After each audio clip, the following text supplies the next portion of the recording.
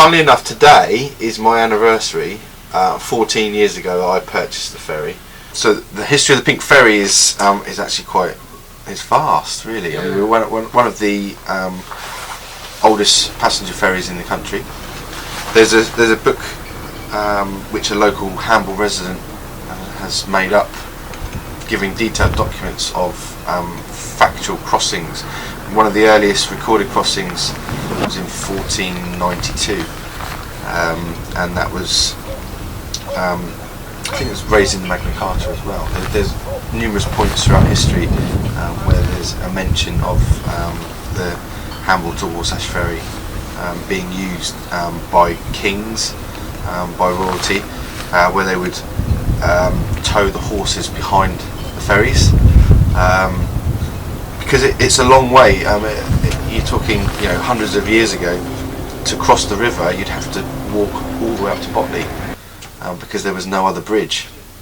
So this was quite an important link in those times, because it would probably be at least a day's walk around the river. There's various documentation and evidence of crossings, but there's far more early 18th century and 19th, 20th century where it starts to become more interesting.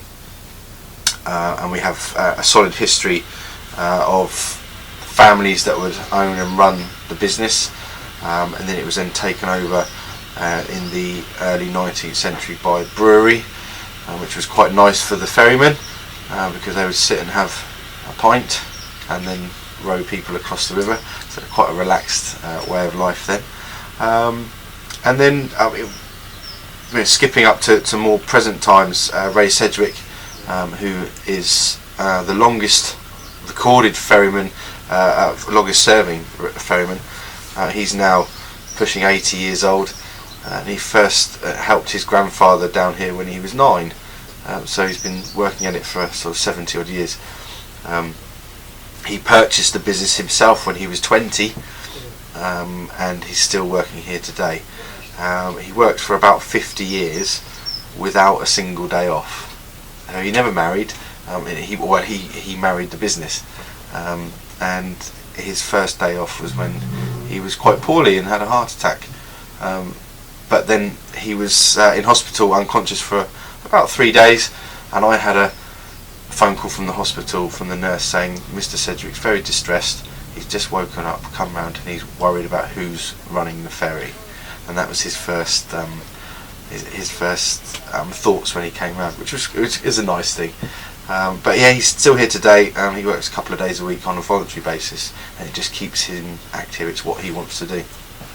A big highlight would be when the ferry moved from the ferry hard at this side to the public pontoon at Hamble. It was a big move then. Basically, we will use a ferry hard, which is basically the seabed. When the tide goes out, the boat runs up to that, and people step on and off. It's quite an old-fashioned way of doing things, and the ferry hard has been in place since the first recorded crossings, and that's what it was built for. So it's hundreds of years old, and it was a milestone when Hamble Quay was built, because it modernised things. It made the crossing much longer. It was twice as long. However, it was much more accessible to people, so it was much easier. So that was a big milestone when things changed. Another milestone is moving from rowing to engines, because the boats obviously used to be rowed, and now we're using engines. It started off with outboard engines, now we're using diesel inboard engines as well, so just little tiny boats that potter backwards and forwards across the river. Ray was still rowing boats when he was a child. He purchased the ferry in the early 50s, and that was still being rowed then. So mid to late 50s, he obviously decided that rowing wasn't a good idea, so he put an engine on the back of the boat, and then moved on to inboard engines. So early 60s, inboard engines were used. The little ferry, Claire sank in 1987, and that was the only time we've had any issues, touch wood, with the boats. And we got a local fisherman in, and they slung the boat and lifted it up on one of the beam trawlers. So It was nice and easy in that respect. I'm not quite so sure we'd be able to do that these days due to regulations, but it worked quite nicely. Surprisingly enough, we have a lot of interesting crossings for people. I've done now probably 5 weddings where people want their guests to be transported across the river to their venues. I think it was last year we actually decked the big ferry out with ribbons and bows for a married couple who were being transported to the RAF Yacht Club where their guests were waiting for them. So we took them, we painted up the boat nicely, we took them and they arrived by boat into the RAF Yacht Club. So that was quite nice for them. So we do weddings, funerals as well. Lots of people like Hamble and like the river, and we do a reasonable amount of scattering of ashes on the river. So we would just take people out on the ferry route, a group of people, switch the engine off. They would then say their goodbyes and disperse or just scatter the ashes into the river. Year in and year out, she's crossing the Hamble River, probably one of the most expensive and famous rivers in the world. So how many passengers are you actually taking? We're talking probably around about 30,000 people a year, around about that sort of figure. It varies sometimes, but yeah, so say between 20 and 30,000 people a year. And we've been doing that for, I've been doing that for 14 years. Now there was a big change actually when the ferry moved to the pontoon. That did help with trade. I think it became a bit more visible because down here it's a bit tucked out of the way, but up there it's more visible. So that did help then.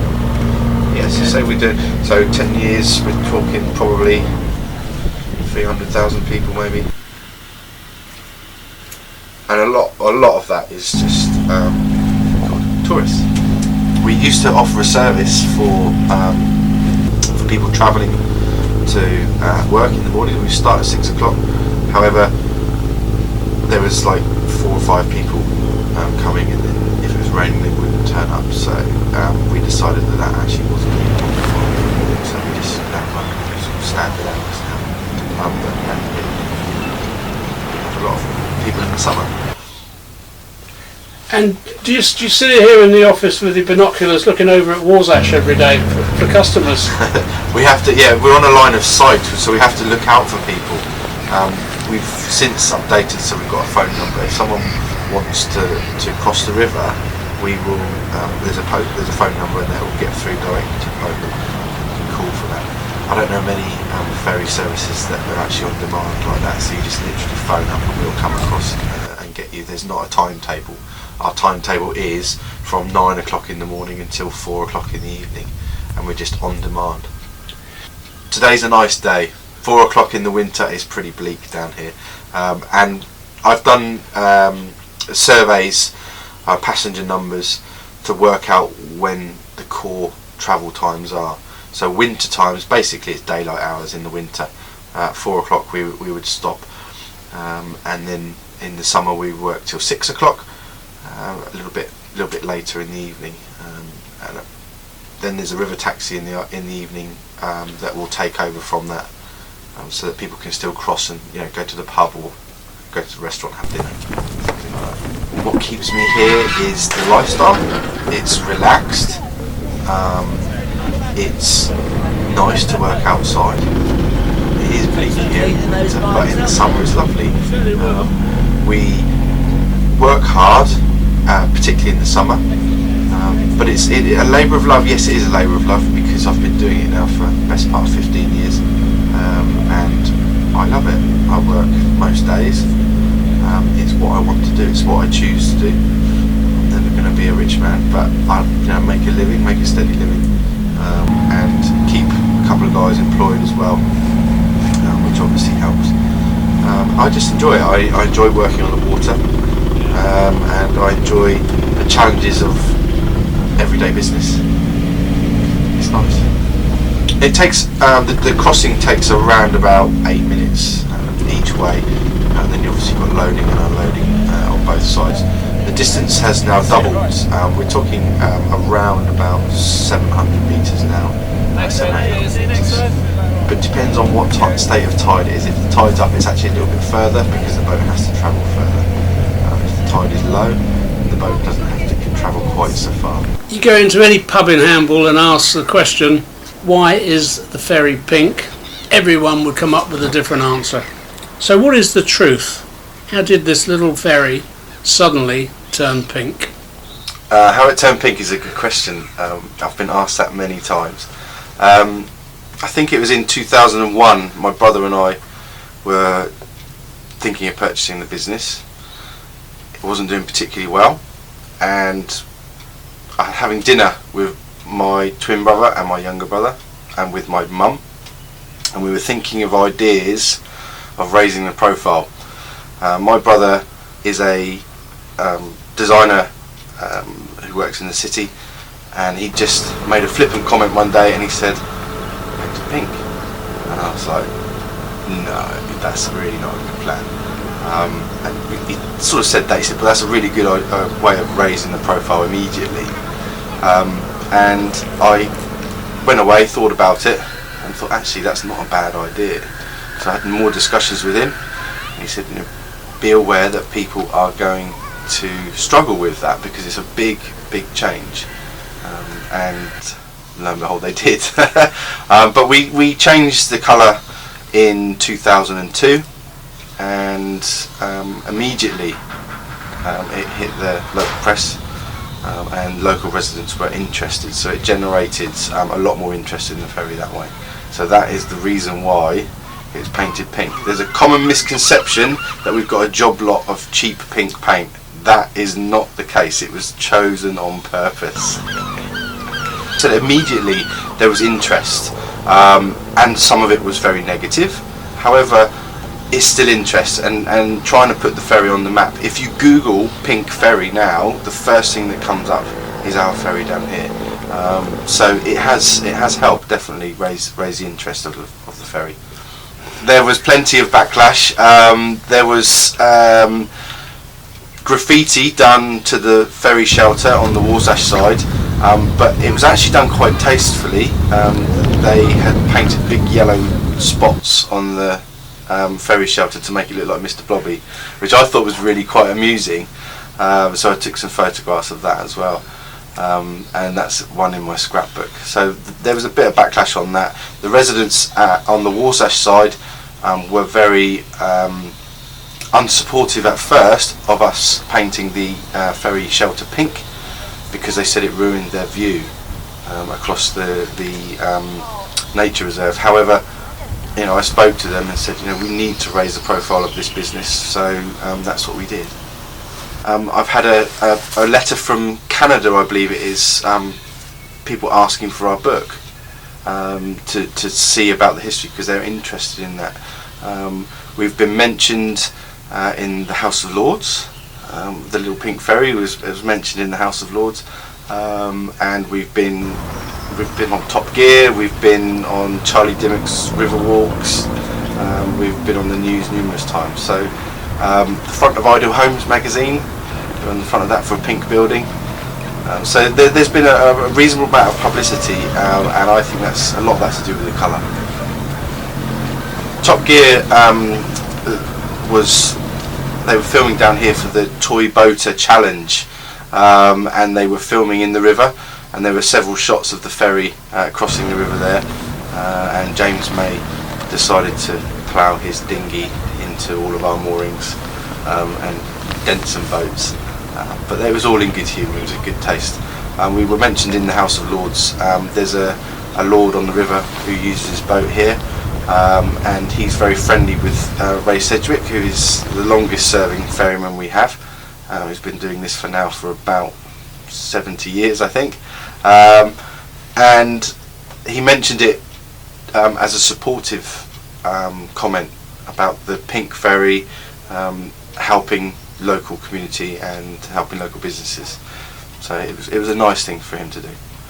Interestingly, changing the colour, I've often said to people jokingly, The next colour will be lime green, because that's an outstanding colour.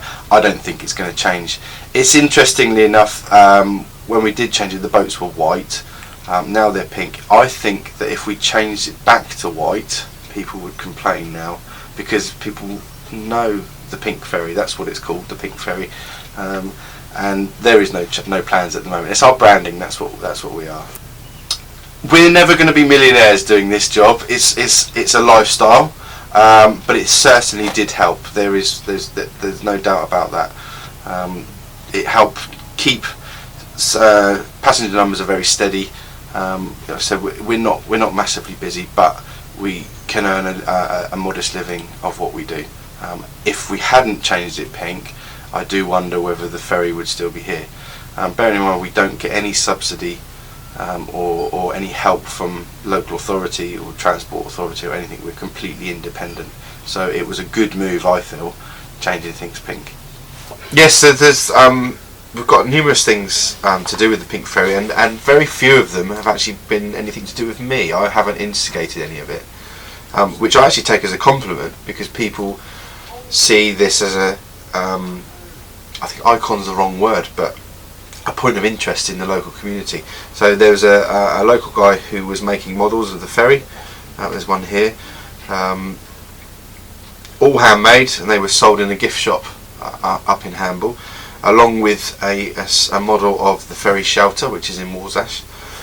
We've got mouse mats, fridge magnets, postcards, photographs, pictures.